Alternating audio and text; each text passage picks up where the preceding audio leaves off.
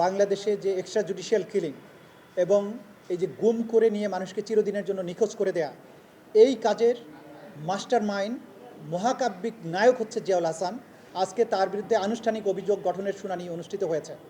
সেখানে আমরা বলেছি যে তিনটা কাউন্টে 100 জনেরও বেশি মানুষকে তিনি গুম করে হত্যা করেছেন, নিজে উপস্থিত থেকেছেন, নিজ হাতে হত্যা করেছেন এবং অর্ডার দিয়ে তার অধীনস্থ সৈনিকদের দিয়ে এটা করিয়েছেন। সুতরাং তার বিরুদ্ধে এই ধরনের সাক্ষ্য প্রমাণাদি আমরা হাজির করেছি।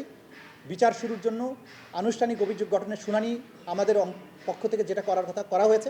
আসামি পক্ষ একদিনের সময় পেয়েছেন, 8 তারিখে তাদের পক্ষে শুনানি অন্তে আদালত চার্জ গঠনের ব্যাপারে প্রয়োজনীয় আদেশ দিবেন। অভিযোগ যদি গঠন হয় তারপর থেকেই সাক্ষ্য গ্রহণ শুরু হবে এবং এই বিচার, বাংলাদেশে গুমের বিচার ইনশাআল্লাহ হবে। যত ষড়যন্ত্র হোক, যত ধরনের পরিকল্পনা করা হোক, ইনশাআল্লাহ এই সমস্ত মজলুম মানুষ যারা চিরদিনের জন্য হারিয়ে গেছেন, যাদের সন্তানেরা বাবার অপেক্ষায় আছে কিন্তু জানে না বাবা বেঁচে আছে না মরে গেছে, তারা শিশুর থেকে আজকে যৌবনে পৌঁছেছে, স্ত্রীরা বিধবা হয়েছেন কিন্তু নিশ্চিত হতে পারেননি যে তার স্বামী আদৌ মারা গিয়েছেন নাকি অন্য কোথাও বন্দী আছেন, মারা গিয়ে থাকলে কবে মারা গিয়েছেন, কোথায় তার কবর হয়েছে, আদৌ তার জানাজা হয়েছিল কিনা, যখন মারা হয় তখন তার কি শেষ কথা ছিল।